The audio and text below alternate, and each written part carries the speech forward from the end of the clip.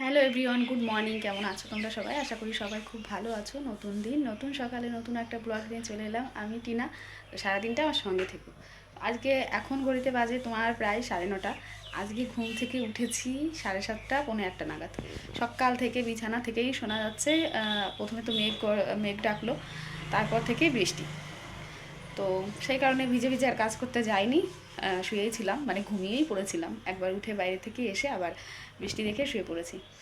তো তারপরে উঠে এই যে কাজবাজ সেরে নিয়েছি, স্নান করে জামা প্যান্ট ধুয়ে আর ছাদে মেলা হয়নি, ওই ঘরের মধ্যে মেলে দিয়ে এসেছি।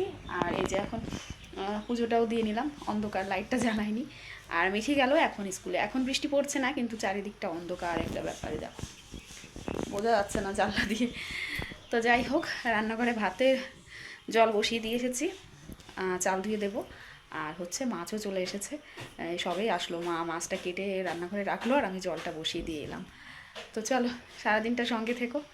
বৃষ্টি ভেজা দিনে কি কি দেখা যাক। বৃষ্টি তেমন হলো না, সকালে একটু হলো, এখন হবে কিনা জানি না, মেঘ হয়ে আছে। কিন্তু গরমটা কিন্তু বেশ দিয়েছে। বৃষ্টি হলে যে একটা ঠান্ডা একটা ব্যাপার হয়, সেটা কিন্তু হয় না। গরম, ভীষণই গরম, ঘেমেও যাচ্ছি কথা বলতে বলতে। চলো, পরে কথা বলছি। আজকে দিয়েছে তোমার বাটা মাছ আর হচ্ছে পাঙাশ মাছ। মা পাঙাশ মাছ খায় না, তাই বাটা মাছ দিয়েছে। তো এবার কি সবজি কাটবো সেটাই হচ্ছে ভাবছি। মানে ভাতের জল বসিয়ে দিয়েছি আর কড়াইটা গরম করতে বসালাম। দেখি কি কি সবজি কাটা যায়।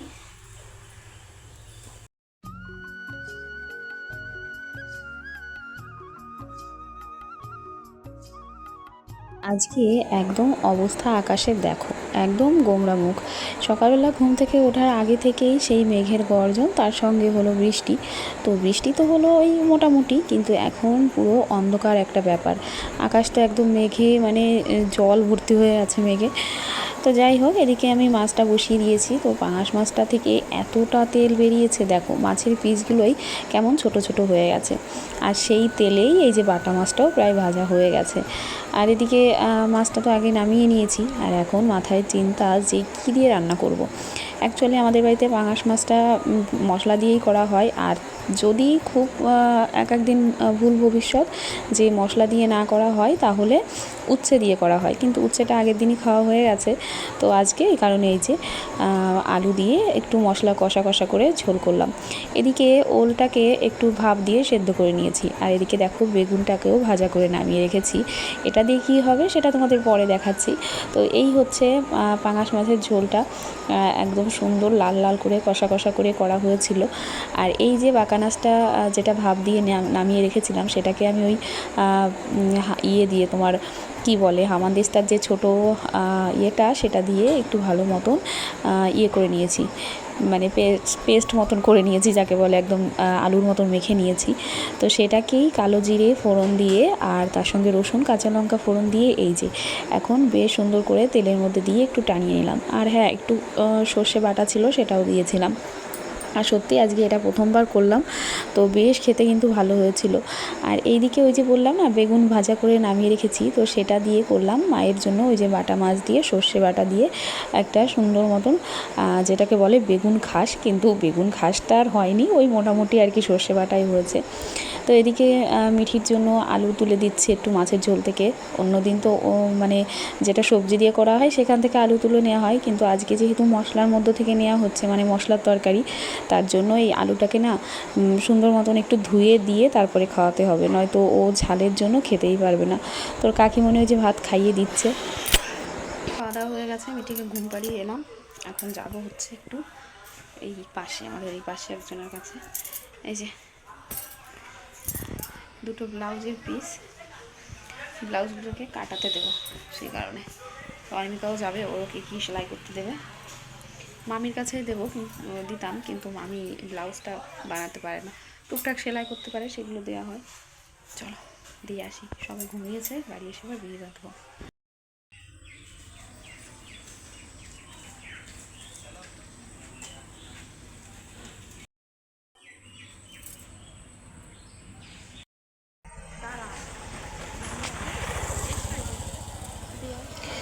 তো দুজনে এই যে বেরিয়ে পড়লাম। আর সত্যি বলতে আমরা দুই বউ মিলে বাড়ির থেকে একসঙ্গে এই আমাদের পাড়ার মধ্যে আজকে প্রথমবার বেরোলাম।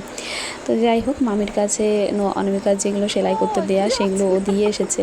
আর এখন এলাম এই যে আরেকটা আর কি পাড়ার ননদের কাছে, সেই আর কি ব্লাউজ কাটায়, তো ওর কাছে সেলাই করতে দিতে।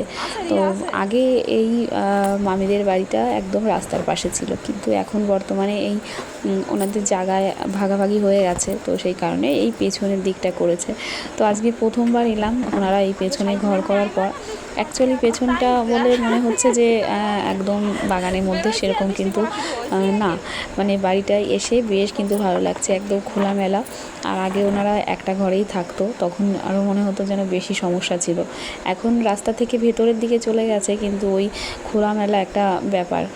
তো যাই হোক, এই যে আমাদের বাড়ির সাইডেই, আর আমরা এখন কিন্তু বাড়িতে যাচ্ছি, কারণ এখানে আসতে আসতেই বৃষ্টি শুরু হয়েছিল ঝিপঝিপ করে। তো এই যে ওড়নাটা মাথায় দিয়েই যাচ্ছি। আর এই যে দেখো কারা বসে আছে, ওদের এত খাবার নেশা এখন পেয়ারা, কারণ বর্ষার সময় পেয়ারাগুলো একদম পেকে পেকে পড়ে যাওয়া সময় হচ্ছে, আর ওরা সেই পেয়ারা খাওয়ার জন্য এসে বসে আছে।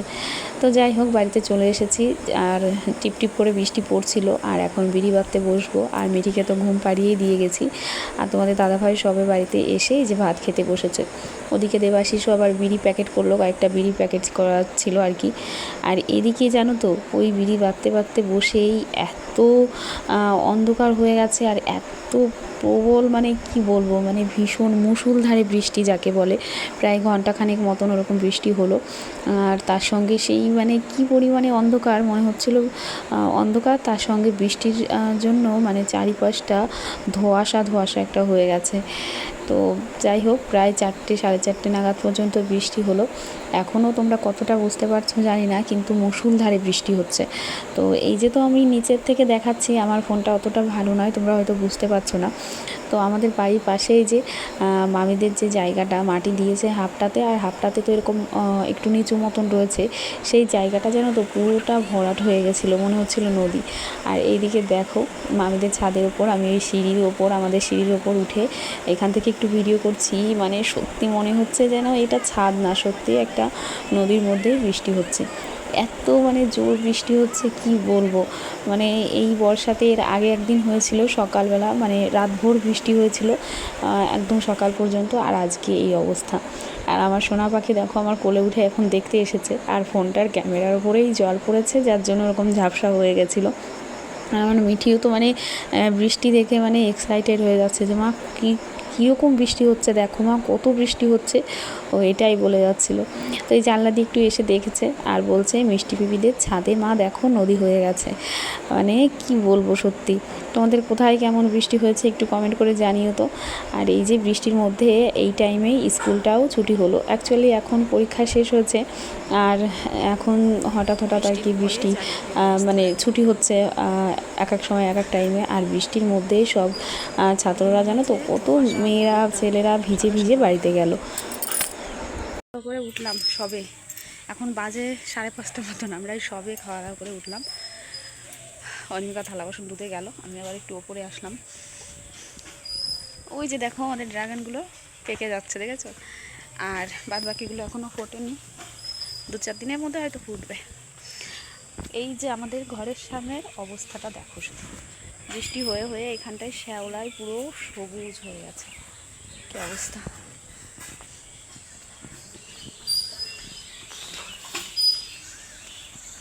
এরকম হলে ভালো লাগে না, একদম সাদা সাদা থাকবে। আর ওই যে একজন, ওই যে থালা বাসন মারছে। রানা ভাইয়ের পদ্ম ফুলগুলো দেখো, ও কি দারুণ যে হয়েছে, ভীষণ ভালো হয়েছে। আমাদের কাছে আবার করি আসছে না কদিন, একটু এখানটাই কটা ভিডিও বানাবো, তারপরে নিচেই যাব। এই অবস্থাতেই ভিডিও বানাই, তোমরা দেখো। না আছে কানে, না আছে কিছু সাজগোজ, এরকম। হ্যাঁ, আজকে গলায় মালা আছে, অন্যদিন তাও থাকে না। চলো নিচে যাই। আজকে একটা অন্য প্ল্যান আছে আমাদের, সন্ধ্যার সময় আজকে হবে হচ্ছে ফুচকা পার্টি। তো দেখা যাক কতদূর কি হয়, সবে খেয়ে উঠলাম তো, মানে পেট বোঝাই থাকবে, দেখা যাক। চলো পরে দেখা হচ্ছে। শুভ সন্ধ্যা বন্ধুরা, অনেক সময় পার হয়ে গেছে, সন্ধ্যা দিয়ে মেয়েটিকে বই পড়িয়ে এখন এলাম হচ্ছে রান্নাঘরে। আর বই পড়াতে যাওয়ার আগে আলু সেদ্ধ আর দুধটা জাল দিয়ে গেছিলাম। আলু সেদ্ধ হয়ে গেছে, ওটাকে ছাড়াতে হবে। আর এই যে দেখো আমার দুষ্টুটা কী করছে, এই দেখো বই পড়তে বসে কী হয়েছে জানো, এত ফাঁকিবাজ, বলছে আমার ঘুম পেয়ে গেছে। কত বাহানা, মুখটা ব্যথা হয়ে যায় আমার পড়াতে বসলে। ওইদিকে ওই যে কড়াইটা গরম করতে বসিয়ে দিয়েছি, এখন হচ্ছে ফুচকাগুলো ভেজে নেবো। আর এই যে হচ্ছে এই যে তেঁতুলটাকে ভিজিয়ে নিয়েছি। চলো। কয়েকদিন আগেই অনিমিকা গেছিলো আড়ংঘাটা ওর দিদির বাড়ি, আর তোমাদের দেখিয়েছিলাম যে আসার সময় ফুচকার প্যাকেট নিয়ে এসেছে। এর আগেও অনেকবার ওখান থেকে নিয়ে এসেছে, আর আমাদের বাড়িতে মানে ওই কিনে খাওয়ার থেকে এইভাবেই আমরা ফুচকা বাড়িতে বানিয়েই খাই, মানে প্যাকেট কিনে নিয়ে এসে। তো এই দিনকেও নিয়ে এসেছিলো, আর সেইটাই আজকে প্রথমবার কি হচ্ছে এই প্যাকেটটা থেকে। আর এর আগেও তোমরা দেখেছো ব্লগে, আমরা অনেকবার বাড়িতে ফুচকা বানিয়েছি। অ্যাকচুয়ালি জানো তো, ওই কিনে খাওয়া আর এখন তো ফুচকা ওই 10 টাকাতে কোথাও হয়তো 4টে দিচ্ছে, কোথাও 5টা। ওইভাবে খেয়ে মনে হয় যেন মানে পেট ভরে গেলেও মনটা যেন ভরতেই চায় না।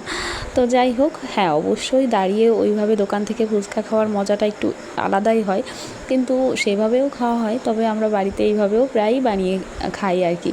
আর সত্যি বলতে এইরকম দেখো তো, তেলের মধ্যে দিয়ে এরকম বড় বড় ফুচকা কড়াই ভর্তি হয়ে যাচ্ছে, এটা দেখে সত্যি মনটা ভরে যায় না। সত্যি খাওয়ার থেকে যেন বানানোটা, সেগুলো গোছানোতেই বেশি মজা, বেশি আনন্দ। সত্যি বলতে এই রকম দেখো তো সাজি ভর্তি করে কতগুলো ফুচকা বানিয়ে নিয়েছি। আর তারপরে তো রয়েছেই আলু সেদ্ধ করে রাখা রয়েছে, সেইটাও মাখা হবে। আর তারপরে হবে তেঁতুল জল। আর তার সঙ্গে আরও একটা জিনিস হবে আজকে, এরা মানে এটাও হয় আমাদের ফুচকা বানালে, ওটাও হয় যখনই করা হয়, মানে সব কিছু গোছগাছ করে নিয়েই ফুচকা বানানো হয়, খাওয়া হয়।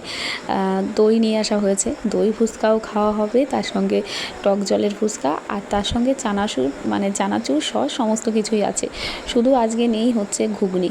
আর সত্যি বলতে তোমরা খেয়েছো কি না জানি না, ঘুগনি দিয়ে ফুচকা খেতে তার যে একটা কী স্বাদ, সেটাও কিন্তু সত্যি মানে ভীষণই। এর আগেও আমরা বানিয়েছি বাড়িতে নিজেরা, ঘুগনিও বানিয়েছি, ফুচকাও বানিয়েছি, আর সেটা দিয়েও খেতে কিন্তু দারুণ লাগে। তো যাই হোক, এদিকে দেখো আলুটাকে ছাড়িয়ে নেওয়া হয়ে গেছে। আর এদিকে তো ফুচকা বানানো মানেই ছবি তোলা, ভিডিও করা, এটা তো আমাদের চলতেই থাকে। তো যাই হোক, এদিকে অনিমিকা তেঁতুল জলটা বানিয়ে নিল, আর তার সঙ্গে আমি ওই রুটিটা তার মধ্যেই না জিরে, তারপরে হচ্ছে তোমার ধনে শুকনো লঙ্কা সমস্ত কিছু একদম শুকনো খোলায় ভেজে দিয়েছি, সেটাকেই এই যে একদম হামানদিস্তার মধ্যে দিয়ে লঙ্কাটা দিয়ে একদম আলু মাখা করে নিয়েছে। আর এই মাখামাখির কাজগুলো ওই করে, কারণ আমার হাতে এগুলো একটুও সহ্য হয় না, হাত দিলেই হাত জ্বলে যায়। তো দেখো সমস্ত কিন্তু নিয়ে আমরা গুছিয়ে চলে এসেছি। আর এই যে হচ্ছে আমাদের প্যাকেট ভর্তি ফুচকা, আর আমার মিঠি সোনাও এগুলো নিয়ে ভীষণ এক্সাইটেড, ও খাচ্ছে মোটামুটি, ঝাল যেটা নেই সেটা। তো যাই হোক, তোমাদের এগুলো দেখে কার কার জিভে জল আসছে সেটা কিন্তু অবশ্যই কমেন্ট করে জানিও। তো চলো তো একটু ফুচকাগুলো বানিয়ে তোমাদের দেখাই।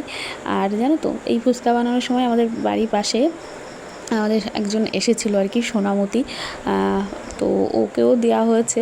তো ভীষণই আর কি খেয়ে বলছে হ্যাঁ ভালো। অ্যাকচুয়ালি কথা বলতে পারে না তো, তো তবে মানে মুখ দিয়ে এক্সপ্রেশন দিয়ে, হাত দিয়ে যেভাবে বুঝিয়েছে, সত্যি ও মানে ওনারও আর কি মনটা ভরে গেছে ফুচকা খেয়ে। তো যাই হোক, এদিকে আমরাও খাওয়া দাওয়া করছি। তো আজকে ভিডিওটা আর বড় করছি না, এখানেই শেষ করছি। তোমাদের কেমন লাগলো অবশ্যই জানিও। আজকের মতন টাটা, বাই।